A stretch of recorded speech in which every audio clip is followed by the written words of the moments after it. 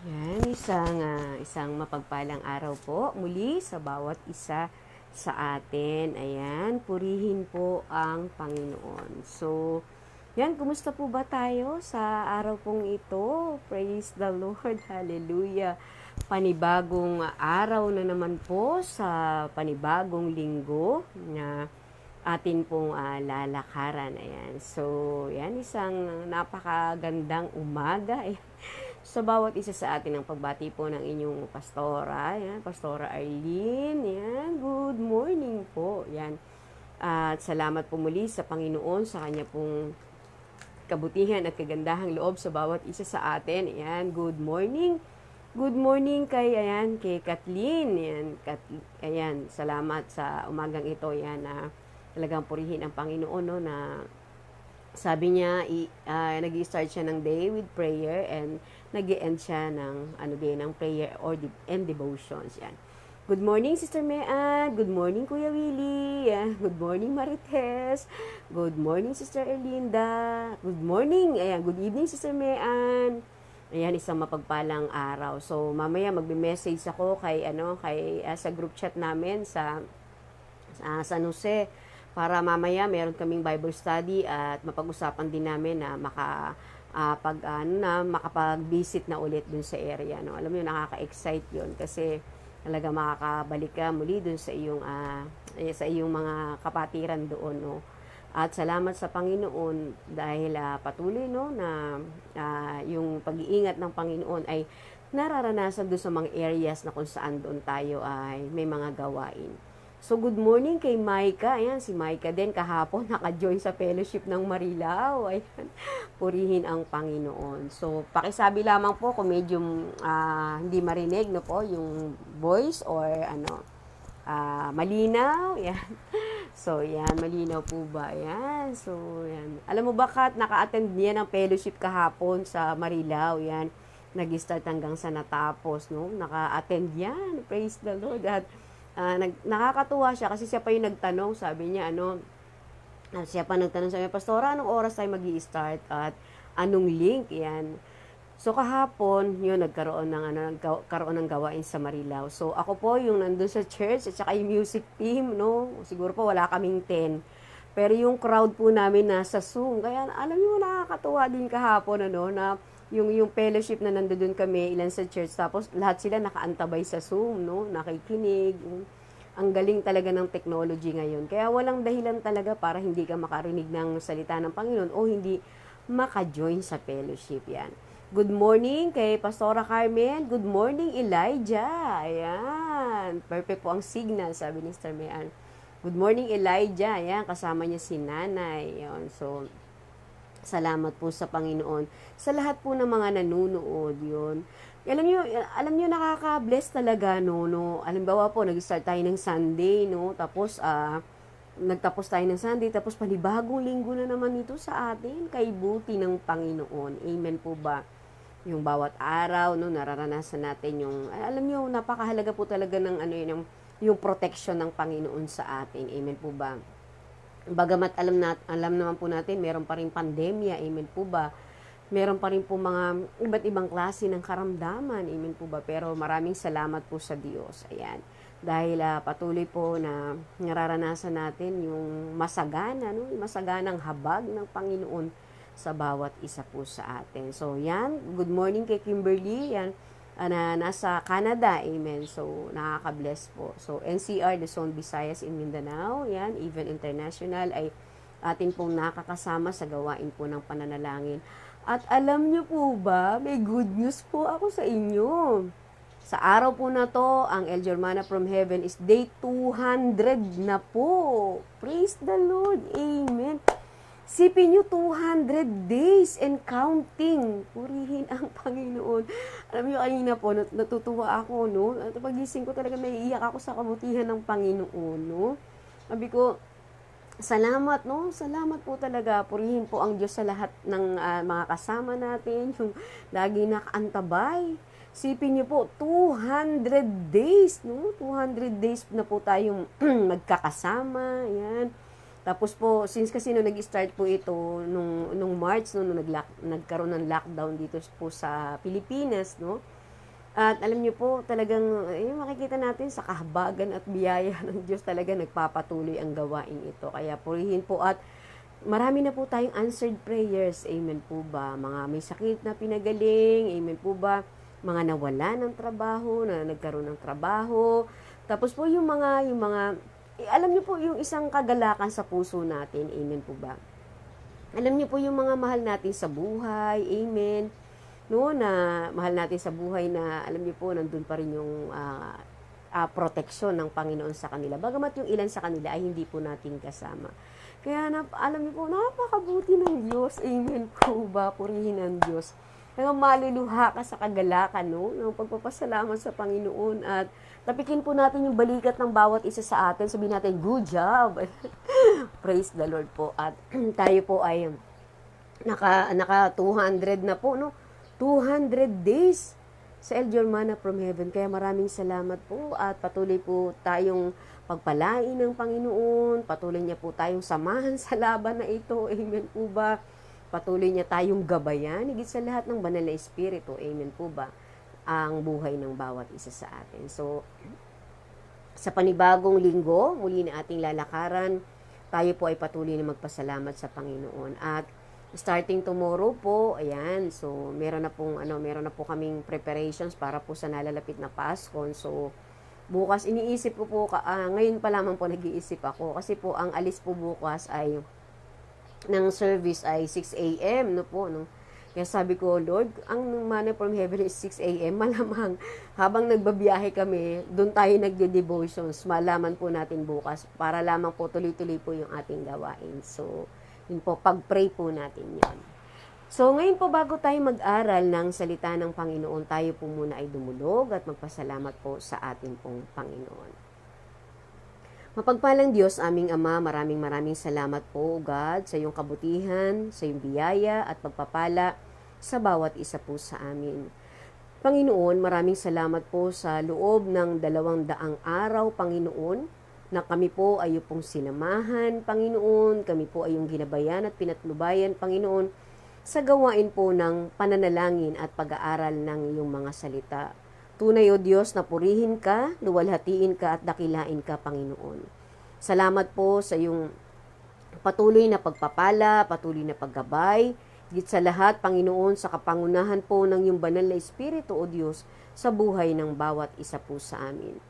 Maraming salamat po, Panginoon, sa lahat po ng mga panalangin iyong tinugon. Maraming salamat po sa iyong paghihipo sa lahat po ng may mga sakit at karamdaman na iyo pong pinagaling. At maraming salamat po, Panginoon, Lord God, sa patuloy na protection mo sa bawat isa sa amin, maging sa amin po mga mahal sa buhay, Panginoon, na patuloy na iniingatan mo. Salamat po, O Diyos, sa iyong masaganang biyaya at grasya sa bawat isa, Panginoon, sa pagtugon, O Diyos, sa lahat po ng amin po mga pangangailangan. Pinapupurihan ka po namin, niluluwalhati ka po namin, at tunay, Lord, walang hanggang papuri at pasasalamat, O Diyos, ang amin po, Lord God, ibinabalik sa iyo, aming Ama. So, umagang ito, Panginoon, patuloy din po kami nagpapakumbaba, O Diyos. Panginoon, kilala mo kami, wala pong bagay na nalilihim sa iyo o nalilingid sa iyo, O Diyos. Kaya sa umagang ito, Panginoon, patuloy po kaming nagpapakumbaba at nagpapalinis, Panginoon, sa lahat ng aming mga kasalanan, sa lahat po ng aming mga karumihan, Panginoon, maging sa amin pong naging mga pagkukulang, O Diyos. Lord, maraming salamat po at dalangin po namin na ang paghuhugas sa lahat po ng aming kasalanan ng banal at makapangyarihang dugo ng aming pong Panginoong Hesukristo. Lord, maraming salamat po at nananampalataya kami, Panginoon, ang bawat isa sa amin, Lord, pinatawad at nilinis mo na, Panginoon, upang, Lord, sa aming pong pagdulog, wala pong maging hadlang, Panginoon, at masumpungan mo po, Panginoon, ang bawat isa po sa amin, Panginoon, ay malinis po sa iyong harapan. Panginoon, dalangin po namin ang pangunguna, Panginoon, ng banal na Espiritu sa aming pong pag-aaral ng iyong mga salita sa araw na ito. Naniniwala po kami, Panginoon, na meron kang mensahe sa bawat isa po sa amin. At ngayon pa lamang, Lord, nagpapasalamat na po kami, Panginoon, dahil alam po namin, Lord God, meron kaming matututunan, Panginoon, sa iyo pong mga salita. Maraming salamat po, Lord. At sa umagang ito, sa lahat po, Panginoon, ng Kasama ko na po, Panginoon, sa virtual live stream na ito, Panginoon. Lord, pagpalain mo po sila, Panginoon. Ano man po yung kanilang kahilingan, Panginoon, sa umagang ito, Lord, sa pangalan ni Hesukristo na aming Panginoon, iyo pong ipagkaloob, Panginoon. At maraming salamat po at sa oras pong ito, Panginoon, sino man po ang mayroong sakit, mayroong karamdaman sa oras na ito, ang iyong paghipo po sa kanila, Panginoon, ang kanila pong maranasan sa oras na ito. Maraming salamat, Panginoon. Purihin ka't luwalhatiin itong aming dalangin sa pangalan ni Hesukristo na aming Panginoon at tagapagligtas. Amen at amen. So yan, good morning po. Yan kay Sister Hilda, kay Pastora Ana ng Mindoro sa oras na to. Good morning po. Ayan, shalom sa bawat isa. So alam niyo po, napakabuti po ng Panginoon. Amen po ba? Tunay na, yun nga po, lagi nating inaalala yung kanyang masaganang biyaya sa bawat isa sa atin. Especially po sa panahon na, alam niyo po, ang tao ay nagkakaroon ng sakit at karamdaman. Alam niyo po, mga minamahal kong kapatid, kahit po sabihin natin na tayo po ay may pag-iingat, amen po ba, sa ating mga sarili, pero alam niyo po, may mga pagkakataon talaga na hindi naiiwasan na ang tao po ay nagkakaroon ng sakit at karamdaman. Amen po ba? Sometimes, doon sa kanilang mga pagkain, amen po ba, no? Yung mga kinakain talaga, no? Alam niyo po, nakaka-bless yung mga may edad na, no? Meron po kasi ako nakita sa Facebook na ang edad po nung pinaka-lola po, lola siya is 133 years old. Ayan. Ang haba po ng buhay, no? Ngayon, talagang makikita natin yung kanyang buhay ay inabot ng 133 years old na po at alam niyo po, yung kanyang lifestyle is napaka-healthy. Yung kanyang kinakain is napaka-healthy. Ngayon po, talagang pag tiningnan po natin yung mga pagkain sa panahon na to, no po, may mga preservatives na po at alam nyo, minsan pagka kumakain ka, tapos hindi mo na-check yung label ng kinakain mo, sometimes makikita mo maraming MSG, yung maraming mga betsin o mga salt, no, na nakalagay doon. Minsan talagang nagkakaroon ng sakit at karamdaman ng isang tao. Then, ngayon po, ngayon naman nakakapanood tayo, di po ba, sa mga YouTube o sa ating mga Facebook. Alam niyo po, minsan may mga dessert na ginagawa, ayan. Alam niyo po, pag ako po nanonood ng gano'n, yung bang, alimbawa po, nilagyan na siya ng milk, nilagyan pa siya ng sugar, nilagyan pa siya ng vanilla, tapos nilagyan pa siya ng maraming lahat ng klase ng matatamis. Alam niyo po, ang nararamdaman ko, parang nangingilabot po ako dahil sa sobrang sugar na nakalagay doon o sobrang tamis, no po. Nako, parang sabi ko po, parang minsan, nakakapag-alala, no, pagka ganun yung kinakain mo, no. So, pwede naman po tayong kumain ng mga dessert, amen po ba? Pero yun nga po, talagang kailangan talaga yung parang para hindi lang ma-deprive yung yung panlasa mo o yung nais mong kumain, tikim ka ng konti, ano po. Kasi talagang ayan, yung mga chocolates, amen. Alam niyo po, ako din po, may mga times na may mga nagbibigay sa akin ng chocolate, no po. Alam niyo po, kumakain po ako pero tumitikim lang po ako. Amen po ba? Hindi katulad nung medyo bata-bata ka pa ng konti, no? Kahit na kumain ka na isang bar noon, wala kang worry. Pero pagka ang edad mo talaga, nag-50 na, medyo talagang kailangan yung pagkain mo ay nasa tamang tamang sukat. Ayan. So, yun po, nagkakaroon ng sakit at karamdaman ng mga tao sa lifestyle nila. Yung bang kulang sa tulog, kulang sa pahinga. So, alam niyo po, nagkakaroon po ng karamdaman, no, yung katawan. Sa mga kinakain, no, yung masyadong maraming soft drinks na iniinom, soft drinks, mga juices. Alam niyo, yung mga juice ngayon, no po, talaga makikita natin yung sugar content nila na pag tinignan natin sa bottle o kaya dun sa pack nila, nakikita po natin napakataas po ng content ng sugar. So, balik tayo dun sa dati. Alam mo, dati, calamansi juice lang. Amen po ba? Ipipiga mo yung calamansi juice, tapos sagana na sa vitamin C. No po. Ngayon talaga, mas marami po kasi ngayon sa mga tao. Gusto yung mga instant yung mga easy na lang. Punta ka sa convenience store, bili ka ng ganito, hindi ka na mapapagod na magpiga, inumin mo na. Pero alam niyo po, may mga pagkakataon o maraming beses no po, pagka tayo ay kumakain at umiinom nito, meron po talaga itong yung sa health po natin, no po, nagkakaroon po ito ng bad effect po talaga, especially pag maraming sugar. Tapos, alimbawa po, doon sa mga kinakain natin, ngayon po, puro ginigisa. Amen po ba? Ginigisa mo, piniprito mo. Tapos, alam niyo po yun, masyado siya namang makolesterol. Ayan.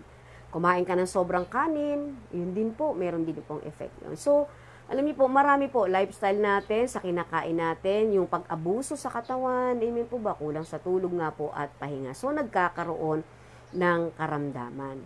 So, alam niyo po, sa ating pong series no po, ng patungkol po sa pag-aaral, patungkol po sa kagalingan, kung ikaw man, no, sa oras na ito, ay merong karamdaman, yan, merong Diyos na nagpapagaling, amen po ba? At minsan, ano po, yun nga po, pag nagkasakit yung tao, ang tawag ko po dyan, ayan, sumisignal na, no, sumignal na yung katawan, kaya nagkasakit ang isang tao. Lalo tigit, no po, sa ngayon, talagang, alam niyo po, sad to say talaga, nakikita natin, lalo na sa mga kabataan ngayon, ano? Yung sobrang gamit ng gadget, minsan, hindi nila nakikita yung oras. Madaling araw na pala. O kaya naman, minsan, hindi na nauutusan sa loob ng bahay. Ayan, laging wait lang, teka lang, saglit lang, mamaya na. Yan yung 4 na mga excuses ng mga kabataan ngayon. Then, alam niyo po yung kakulangan po nila sa tamang oras ng pagkain. Alam niyo po naman, yung mga kabataan namin noon, alam niyo po, pag dumating ng, pagka nagsabi ng isang beses si tatay, si nanay na, kakain na. Naku, kahit na ano ginagawa mo, iwan mo yan, kakain ka na. Kasi, pag hindi ka sumabay sa pagkain, wala ka nang aabutang pagkain. Ayan, makikita mo yung kaldero mo, nakataob na. Ayan, ganun ang discipline po talaga sa amin, sa totoo lang. Pagka sinabing kakain na, kumain ka na, pumunta ka na doon kung saan ka nakapwesto at kakain ka. Dahil pag oras na wala ka at hindi ka kumain, wala kang kakainin. So, kaming magkakapatid, pag sinabing kakain na, uupo na kami sa aming kanya-kanyang upuan. Pag sinabi alam nyo, pag sinabi na, alas 6 ng gabi, kailangan nasa bahay na kayo. Kaya kahit naglalaro kami sa kalasadang, kasama namin yung mga kaibigan namin, pagdating ng alas 5:30, kailangan mo nang umuwi ng bahay. Dahil pag hindi ka umuwi, sasara ang pinto, matutulog ka sa labas. Totoo po yun. Ganong klase ang disiplina. Amen po ba?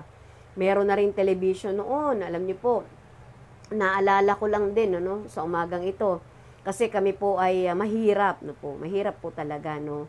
Hindi namin naranasan na magkaroon noon ng TV, ng rep, ng radyo. Wala po talagang ganon. So, nakatira kami sa isang maliit na bahay. Pagharap mo sa kanan, nandun yung kusina. Pagharap mo sa kaliwa, nandun yung kainan. Pagharap mo sa, sa kanan mo, nandun yung tulugan mo. At pagtingin mo doon sa likuran mo, nandun yung kakaprasong sala. So, ganun po yung bahay namin. Ganun, parang alam niyo yung box na ganun. Tapos po, alam niyo po sa aming bahay noon, no, naalala ko lamang din po. Ay, ano po yun, yung bahay po namin nasa harapan siya ng kalsada, no. Tapos po, meron po kaming bintana, isang napakalaking bintana. Alam niyo po yun, hindi ka talaga pwedeng late magising.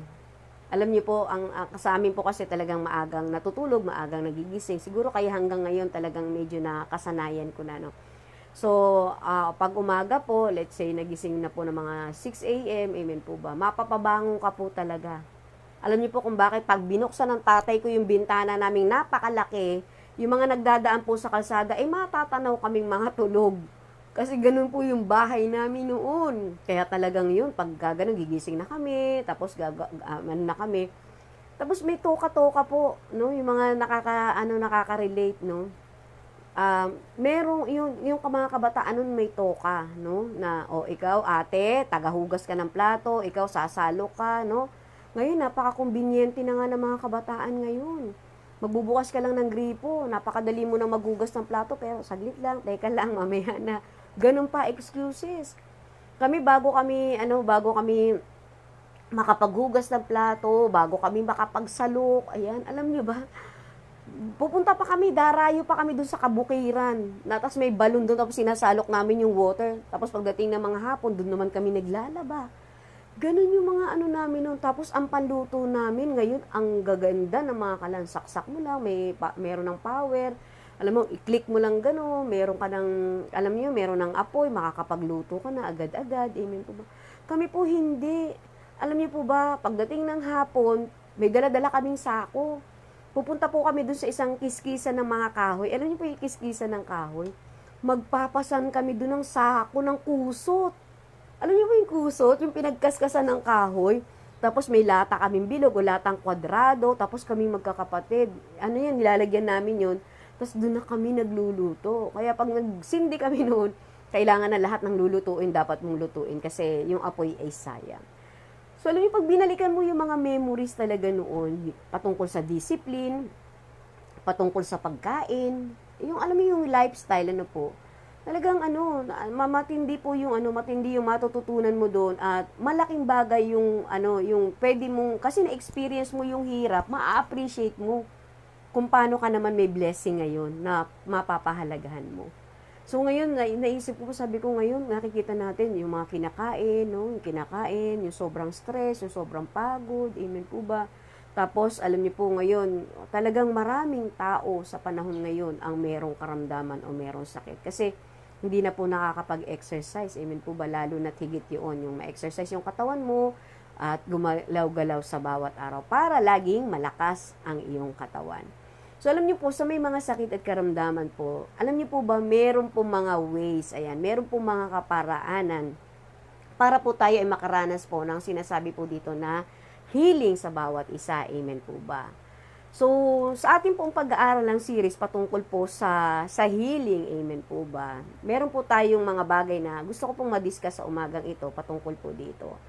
Sabi niya po, how to bring healing, ayan. Paano nga po ba tayo makakaranas ng kagalingan sa ating pong Panginoon. Amen po.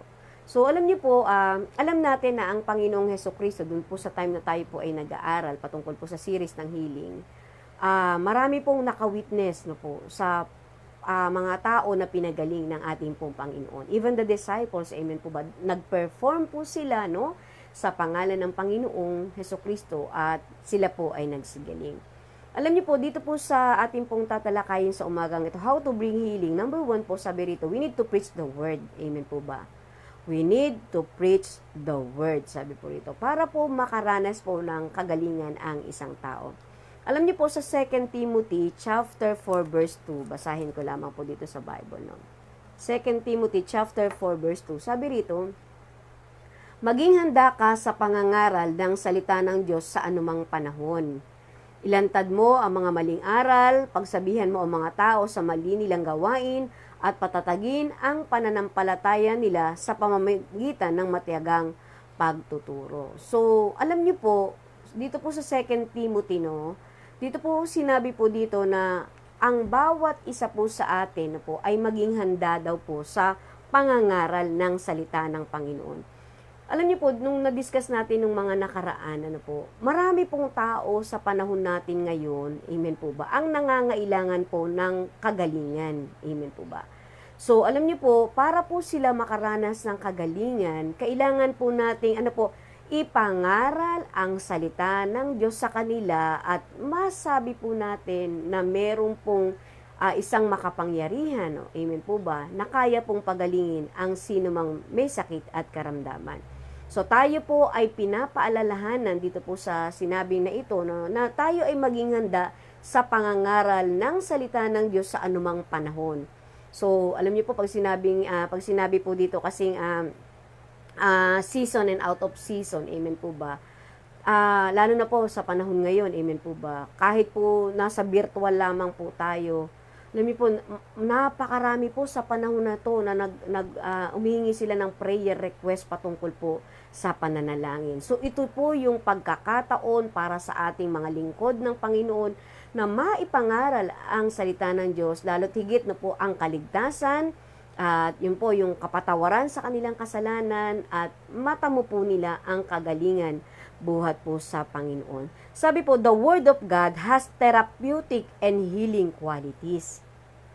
Purihin po ang Panginoon. Ulitin ko po, the Word of God has therapeutic and healing qualities. Sabi po sa Psalms 107 verse 20, basahin ko po sa Tagalog. Ayan, maganda po sa Tagalog ito.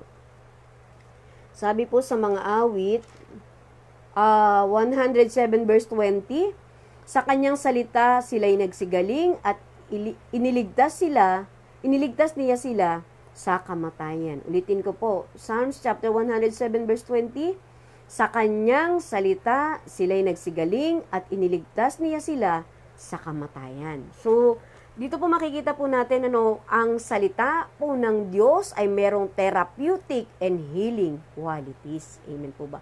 Kaya alam niyo po alam niyo po pagka dumadating yung pagkakataon na sometimes spiritual nanlulupaypay tayo o nanghihina, amen po ba? Alam niyo po, pag tayo po ay nagbabasa ng salita ng Panginoon, nakikinig po ng mga gospel music, amen po ba? At nananalangin sa Panginoon, alam niyo po, nakakaramdam talaga tayo una ng inner healing. Pangalawa, yung physical healing, napapasigla tayo, napapalakas tayo, amen po ba? Pag tayo po ay nag-aaral, nananalangin, at alam niyo po, nagsusok tayo sa ating pong Panginoon po, upang maramdaman po natin yung presence niya. So sabi mo nga po dito, the Word of God has therapeutic and healing qualities. Manampalataya po tayo dito. Amen po ba? Sabi nga po, He sent His Word and healed them and delivered them from all their destructions. Amen po. So, alam niyo po yung tao po na sa kanyang puso ay meron po siyang faith. Amen po ba? Tapos, nag-pray. Marami na po tayong mga kapatiran o even as naka-experience po ng ganito, po, na talagang tayo po ay nakaramdam ng lakas buhat po sa Panginoon. Then sabi, we should fully preach the gospel of Christ as Paul did in Romans 15:17 to 21. Tingnan po natin sa Roma. Sa Romans chapter 15, basahin po natin Romans chapter 15, 17 to 18, sabi niya po dito, tama po ba yan? 15:17 to 21. Basahin ko lamang po. At dahil ako'y na kay Kristo Jesus, may pagmamalaki ko ang aking mga nagawa para sa Diyos at wala akong ibang ipinagmamalaki kundi ang mga ganawa ni Kristo sa pamamagitan ko. Nanahikayat ko ang mga hindi Hudyo na sumunod sa Diyos sa pamamagitan ng aking mga aral at mga gawa. Verse 19, sa tulong ng mga himala at kamanghamanghang mga bagay na gawa ng kapangyarihan ng banal na Espiritu, kaya na ipapangaral ko ang magandang balita tungkol kay Kristo mula sa Jerusalem hanggang sa Illyricum. Ang tanging nais ko'y maipangaral ang magandang balita sa mga lugar na hindi pa naipapangaral si Kristo para hindi ako makapangaral sa lugar na may gawaing pinasimulan ng iba. Sinasabi ng kasulatan, makikilala siya ng hindi pa masasabihan ng tungkol sa kanya, makakaunawa ang mga hindi pa nakakarinig. So, napakahalaga po na yung salita pong paulit-ulit dito na maipangaral po ang salita ng Panginoon. To bring healing, sabi nga po rito, we need to teach the people. Ayan. Sabi po, our teaching ministry should have a spiritual emphasis on healing. Alam niyo po, sa atin pong pangangaral, amen po ba, dapat daw po, sabi rito, palaging ang special emphasis po nito ay yung sa healing. Teach those subjects which have a spiritual bearing on healing, teach on forgiveness, right attitude, and right relationship. Alam niyo po, sometimes meron pong mga sakit at karamdaman ng isang tao, patungkol po, ito, ang dahilan po nito ay sa hindi pagpapatawad, amen po ba. Alam niyo po, pag ang isang tao po, ay meron po siyang daladalang kabigatan sa kanyang puso. Alam niyo po ba, nagkukos ito ng karamdaman sa isang tao? Alam niyo po ba, na karamihan po ng merong sama ng loob, mayroong hinanakit, merong galit sa kanyang puso. Alam niyo po, ito po ay nagre-resulta sa isang tao ng isang karamdaman. Amen po ba? Kaya alam niyo po, sabi nga rito, ituro daw po sa mga tao ang patungkol po sa salitang pagpapatawad, tamang pag-uugali, at tamang relasyon sa Diyos, tamang relasyon sa tao. Amen po ba? Alam niyo po, pag pinag-usapan po natin yung sakit o karamdaman po, alam niyo po, pag ikaw ay may kasamaan ng loob, meron kang kagalit, ano po ang nararamdaman ng puso natin? Amen po ba? Di ba parang ang hirap, parang may mabigat, parang may kumukurot sa puso mo, tapos, hindi ka mapagkatulog. Amen po ba? No? Kaya sabi nga po dito, kailangan daw pong ituro sa mga tao. Sabi nga po dito, yung special emphasis po ng patungkol po sa kagalingan Ito po ay pag-uusap patungkol po sa usapin ng puso. Amen po ba? Kaya pag may kim-kim kang galit at sama ng loob, alam mo kahit wala kang sakit, magkakasakit ka. Alam niyo po ba yun? Minsan yung iba talagang sa sobrang sama ng loob nila, sa sobrang galit nila, sa sobrang nagkakasakit po talaga sila sa puso. Amen po ba? Hindi ba pagkatulog? Yun, nababalisa. Amen. Kaya isa po sa kagalingan ay dapat po tayong magpatawad at maging tama po yung ating karakter at attitude para po sa iba. Alam niyo, minsan sasabihin nila, Pastora, kasi ang hirap naman talaga magpatawad. Amen, mahirap naman po talaga. Pero mas pinahihirapan mo rin yung sarili mo pag dala-dala mo yung sama ng loob at galit na yan. Lalo na pag sa mahabang panahon na. Amen ba? Alam niyo, mga minamahal kong kapatid, lahat naman tayo ay nakaramdam na nasaktan. Masakit na salita, amen po ba? Minsan, minsan nga, yung iba ang salita nila ay hindi mo naman ginawa, amen ba? Hindi naman ikaw yun. Or may mga hearsay, mga chismis, especially chismis talaga. Alam niyo po, pag salitang chismis, quote and quote, hindi po totoo. Lalo na pag minsan yung mga tao sa paligid natin, ang gusto lamang niyan ang trabaho niyan ay siraan ka. Kwento dun sa isa, babanggitin sa isa hanggang sa alam niyo po, no? Pag nakarating doon sa taong concern, no po, grabe na yung naging problema o yung bang pasalin-salin talaga, hindi po nila alam sila mismo ay nagkakaroon ng pagkakasala sa Panginoon. Pero yung salita pong pagpapatawad dito, dapat po, amen, tayo ay magpatawad sa ating kapwa. Alam niyo po ba kung bakit? Ang ating pong Panginoong Jesus, ang laki po ng kasalanan natin. Nakaka-commit po tayo ng mga kasalanan. Sometimes nga, sinasadya man o hindi. Amen po ba? Pero every time po na tayo ay lumalapit sa ating Panginoon para humingi ng tawad, ano po sabi sa 1 John chapter 1 verse 9? Kung tayo po hihingi ng tawad sa Panginoon, amen po ba? Ang Diyos po ay tapat, no po, na tayo po ay patatawarin at lilinisin sa lahat ng ating mga pagkakasala. Kung ang ating Diyos nga po nakapagpatawad, tayo pa po kayang tao.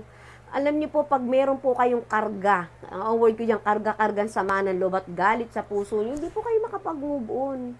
Amen po. Hindi kayo makapokus. Amen po ba? Hindi niyo magawa yung nais na ipagawa ng Panginoon sa buhay ng bawat isa.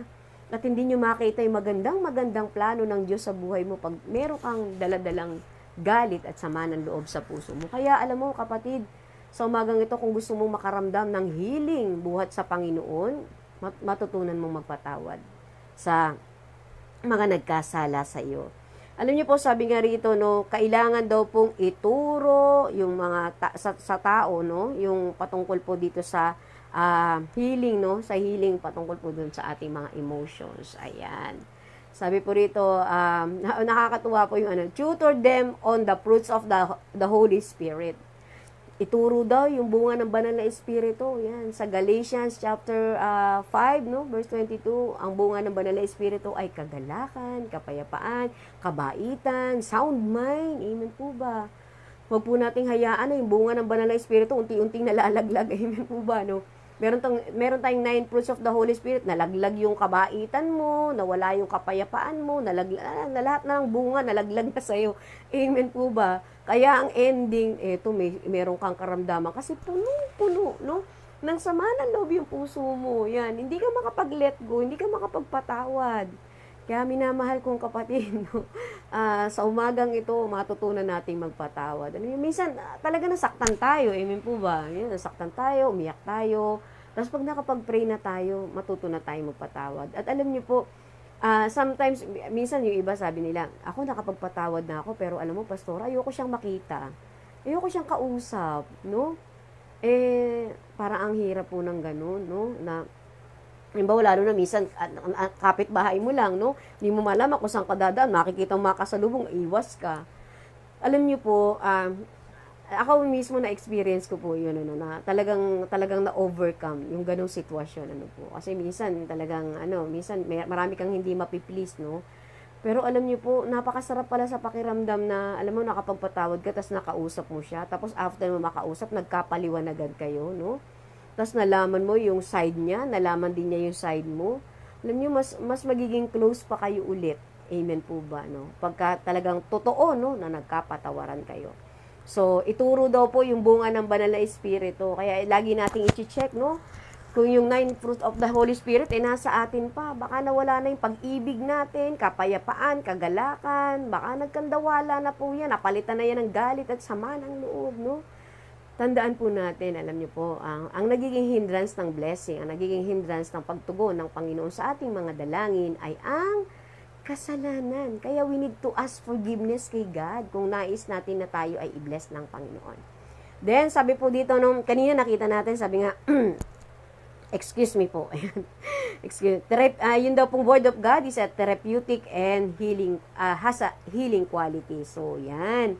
Kaya sa Diyos po, pa rin po tayo hingi ng lakas. Ayan. Praise God. Then, sabi, make the Lord's Supper healing service. Ayan. Alam niyo tayo every month, sa Elder po, nagkakaroon po ng Santa Cena o breaking of the bread. Alam niyo po ba yung kahalagahan po ng breaking of the bread o make the Lord's Supper healing service? Ayan. So sa umagang ito, alam niyo po pagka po sa Sunday fellowship namin sa Church sa Marilao, no po. Pag magbe-breaking of the bread na po kami, no, hawak po namin yung tinapay, hawak po namin yung saro na sumisimbolo ng katawan at dugo ni Kristo. Amen po ba? At alam niyo po, pag po nagpa-partake nito, meron po kaming prayer of healing diyan. May prayer of healing sa Panginoon at bago po mag-partake nito. Amen po ba? So, dito po sabi, make the Lord's Supper a healing service. Teach your congregation the correct way to participate in the Lord's Supper. Sabi po rito, partaking worthily will bless and strengthen them. Amen. So, yung usual po kasi, di po ba, parang yung iba, magbe-breaking of the bread na tayo, tapos ito ang katawan, ito ang dugo, tapos magpipray, no?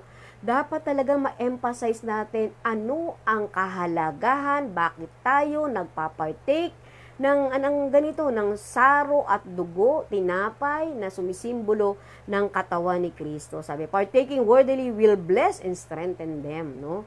Lalo na po sa may mga sakit at karamdaman. Sino may sakit at karamdaman dito? No, tataas nila yung kamay nila. So, papartake tayo nito, manalangin tayo na bigyan tayo ng Panginoon ng kagalingan. Physical man yan, emotional man yan, inner healing man yan. Amen po ba?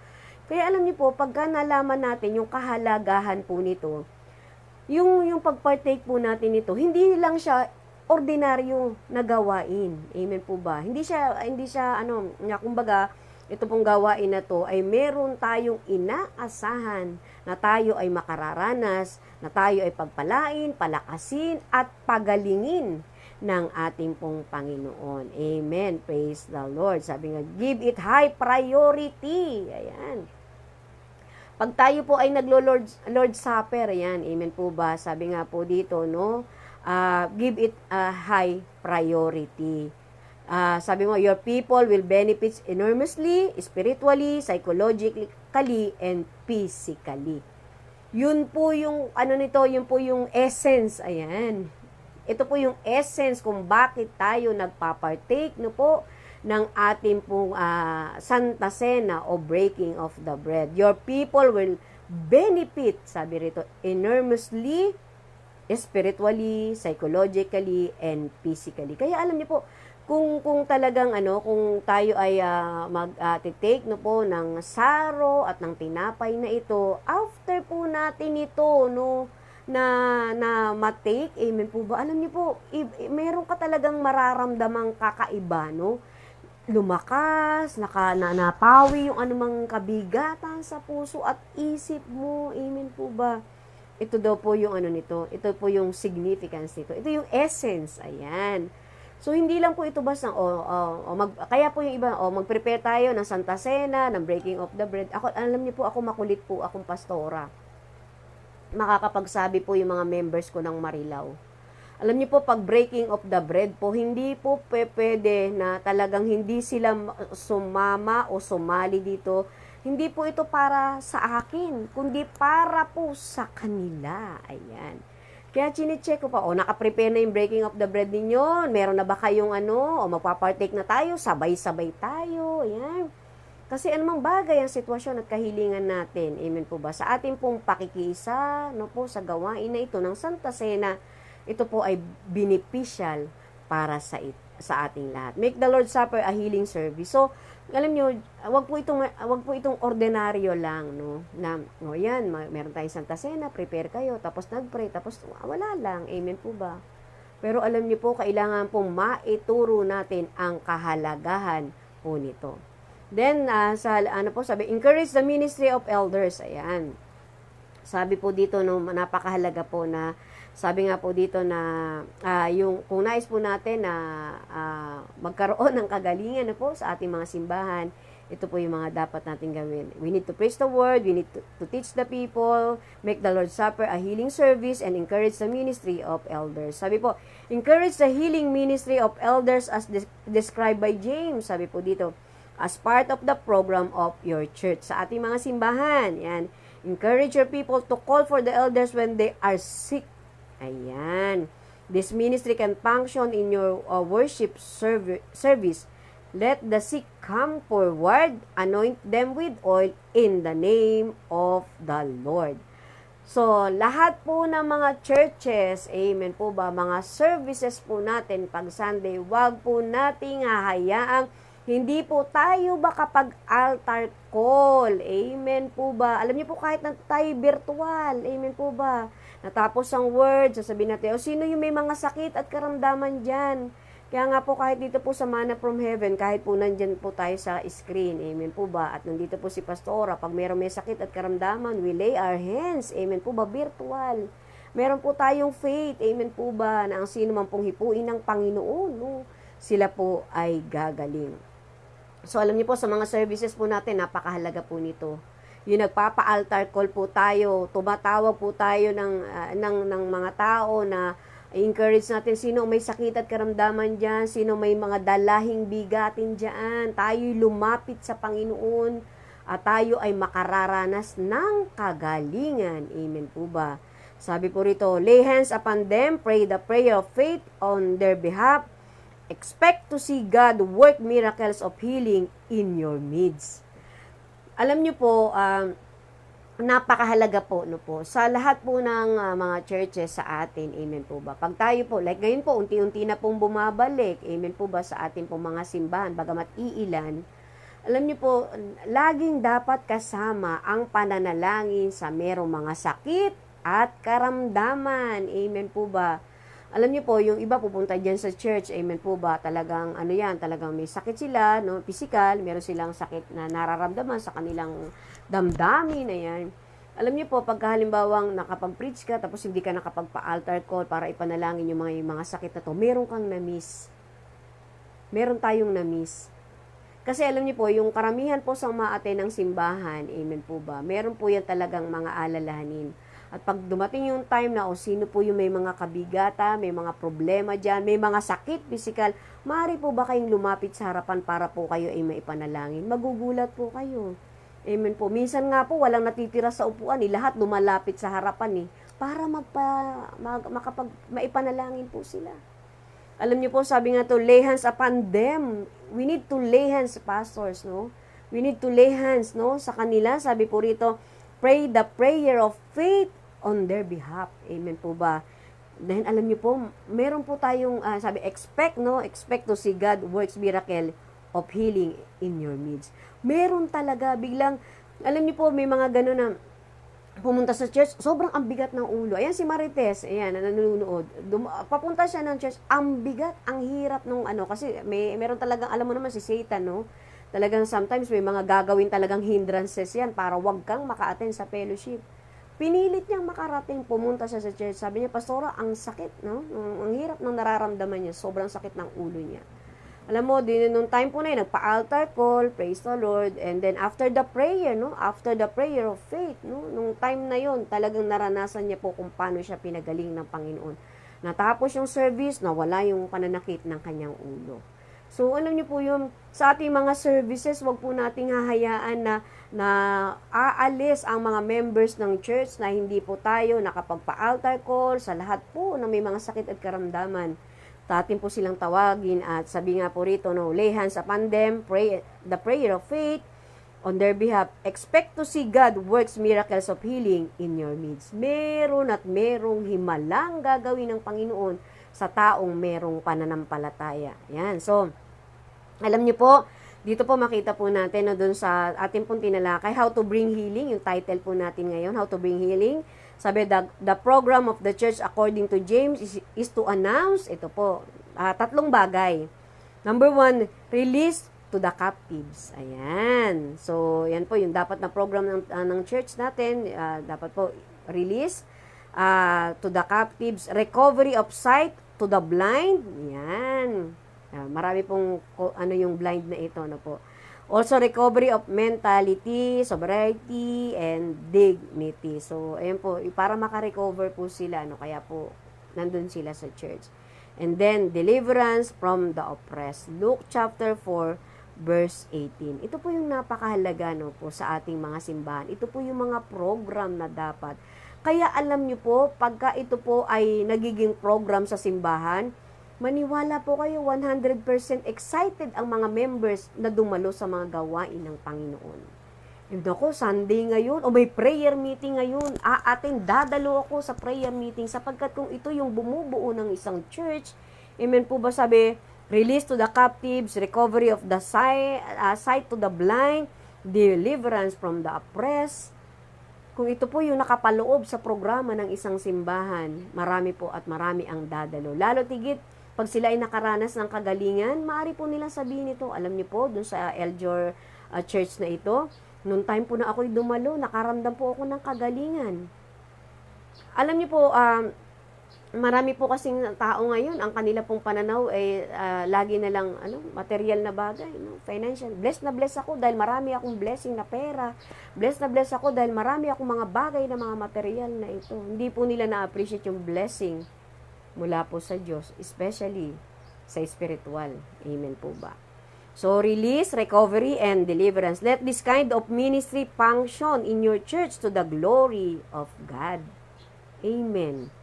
Let this kind of ministry function in your church to the glory of God. May He grant many wonderful signs, wonders of miracles to follow your ministry. Alam niyo po, napakasarap po, no, na, alam niyo po yung ministry natin, ganito po yung takbo. Ito po yung nakapaloob. Ito po yung ating passion. Ito po yung ating commitment. Amen po ba?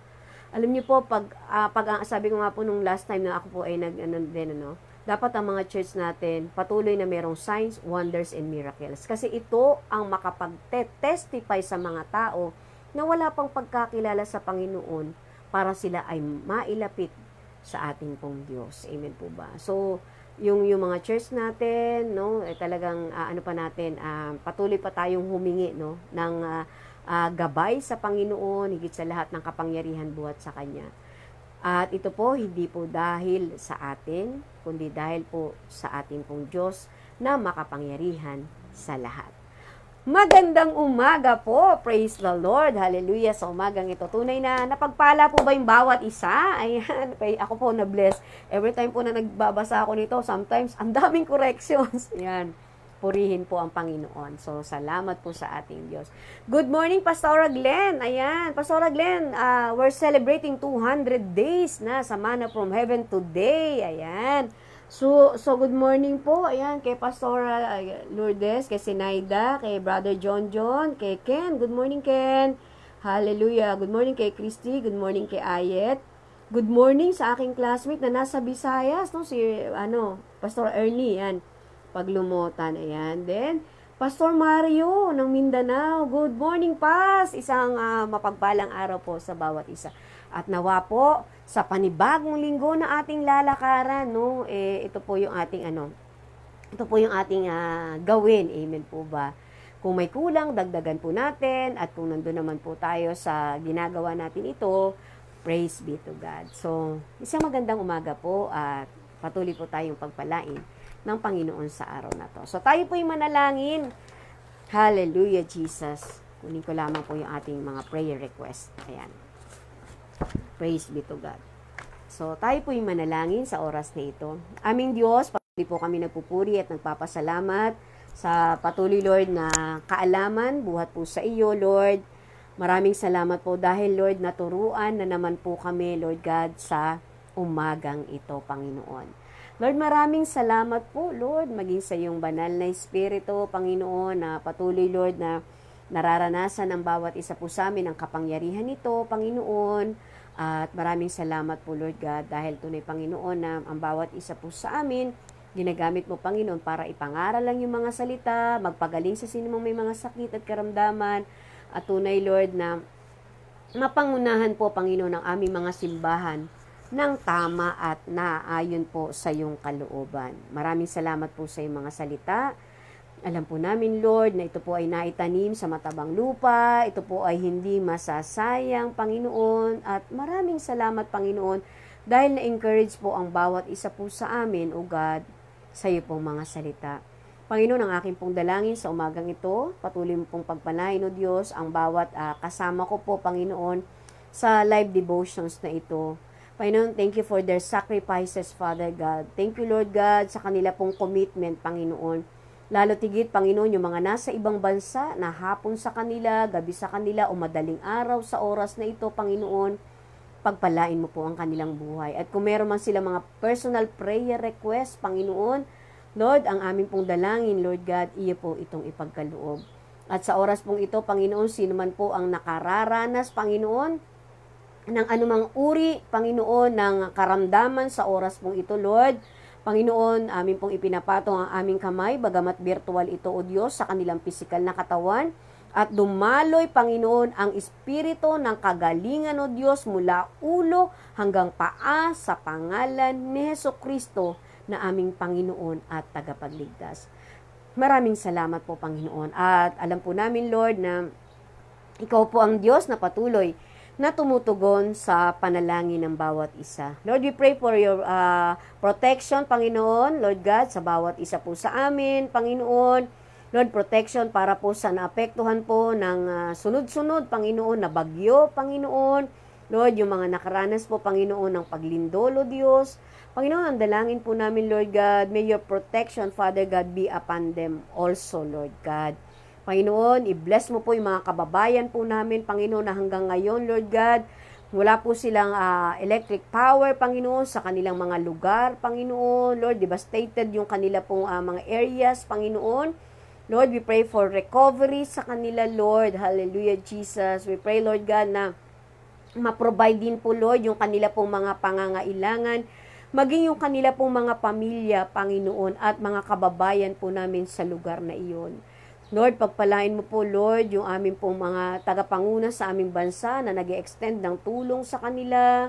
Pagpalain mo po ang lahat ng leaders, Panginoon, mula po sa aming presidente, Panginoon, Lord God, na meron pong mga programa, Panginoon, para makarecover, Panginoon, ang aming pong mga kababayan na ito. Lord, i-bless mo po, Lord, ang lahat po ng nanunungkulan sa aming bansa mula po sa aming presidente, si Presidente Rodrigo Duterte, Panginoon, knowledge and wisdom and strength, even protection, Panginoon, sa kanya, at sa lahat po ng mga government official, Panginoon, sa aming pong bayan, Panginoon. Lord, we pray, Panginoon, Lord God, sa oras pong ito, Lord, na patuloy mo pong bigyan ng kaalaman at karunungan, Lord, yung mga leaders po ng aming bansa, Panginoon. Lord, we pray also sa oras pong ito, Lord, na patuloy, Panginoon, yung aming pong mga pamilya, Panginoon, na hindi pa po nakakakilala sa iyo, Lord. We pray for salvation of our loved ones, mga friends namin, mga neighbors namin, Panginoon, maging mga kasama man sa trabaho o sa business, O Father God, nawa sila din ay makakilala sa iyo bilang Diyos at tagapagligtas. Panginoon, dalangin din po namin sa oras na ito, kung meron man po, Panginoon, na may mga problema, personal, Panginoon, Lord, problemang pampamilya, sa mag-asawa, O Father God, sa oras na ito, Lord, ang dalangin po namin, Lord, patuloy, Panginoon, na proteksyonan mo po ang mga pamilyang ito, Panginoon, at Lord, nawa, O Diyos, ay magkaroon sila ng pagkakasundo-sundo, pagmamahalan sa kanilang tahanan, Panginoon. Tulungan mo po ang mga pamilyang ito, Panginoon. Lord, dalangin po namin, Lord God, meron pa rin pong pandemya, Lord God, ang COVID, O Father God. Lord, patuloy po naming dalangin, Lord God, kung may nanonood man dito, Lord, na merong sakit na ito, sa oras na ito, Lord, pagalingin mo po siya sa pangalan ni Jesus. At Lord, kung mahal man niya sa buhay ang merong karamdaman nito, Lord God, pagalingin mo po sila, Panginoon. Hallelujah, Jesus. Lord, we pray, O Father God, sa oras din pong ito, ang Lord Jesus, Our Redeemer Church Foundation International. Lord, we pray for all the leaders, Panginoon, sa aming mga council leaders, Panginoon, mula po sa aming presidente, si President Ronaldo S. Portugal, Panginoon, sila Bishop Chito Aquino, lahat po ng bumubuo ng council na meron po silang planning, Panginoon. Lord, give them knowledge and wisdom, Panginoon, para po sa activities, Lord God, ng 2021. Pagpalain mo po ang Luzon Pascon, Panginoon. I-bless mo din po, Panginoon, Mission Awareness Conference this coming November 13 and 14, O Father God. Lord, maging ang district meeting po namin sa El Jordao tomorrow, Father God. We pray for your traveling mercy, Panginoon, Lord God, and protection upon us, Lord Jesus. Panginoon, pagpalain mo po ang lahat po ng mga local churches ng Eljor, ang aming po mga outreach, Panginoon, ang aming po mga church planting, Father God. Lord, continue to bless them, Lord Jesus. Hallelujah, hallelujah, Lord. Provide their needs, Panginoon, even protection para po sa kanila, Panginoon. Lord, maraming salamat at Lord, we pray for protection and wisdom and knowledge sa lahat po ng mga nag-aaral sa panahong ito. Lord, ang hirap po, Panginoon, ng mga modules, ng mga nag-aaral ngayon. Pagpalain mo po sila, Panginoon. Maging lahat ng mga guro, Panginoon, sa aming bansa, Lord. Pagpalain mo sila at maging sa mga magulang, Lord God, na nag-a-adjust din po sa e-learnings na ito. Lord, dalangin po namin, Lord, na kahabagan mo po ang lahat po, Lord God, ng mga teachers, Panginoon, mga magulang at mga mag-aaral sa panahon, Panginoon, na nasa e-learnings po sila ngayon. Panginoon, maraming salamat po. At Lord, patuloy ka naming pinapupurihan sa araw na ito, aming Ama. Lord, salamat po sa lahat po na aming mga dalangin na itinaas sa iyo, maging doon sa hindi namin nasambit, Father God. You know our hearts, you know our needs, oh Father God. Ngayon pa lamang, salamat na po sa iyong pagtugon. Sumayo ang pinakamataas na papuri, parangal at pagsamba at sumaaming patuloy ang masaganang biyaya, pagpapala, pag-iingat mo, Panginoon. May your mantle of protection, Father God, be upon us, Lord God. Lord, we pray for blood covering in our homes, sa bawat isa sa amin, maging sa aming pamilya at sa aming bansa at sa lahat po ng Pilipino sa buong mundo. Maraming salamat po. Ito pong aming panalangin sa pangalan ng Ama, ng Anak at ng Banal na Espiritu. Amen at amen. Praise the Lord. Good morning, Pastor Mel. Ayan, good morning kay Ma'am Cora Vergara. So magandang umaga po at patuloy po tayong pagpalain ng Panginoon sa araw pong ito. Praise the Lord. God bless us all po.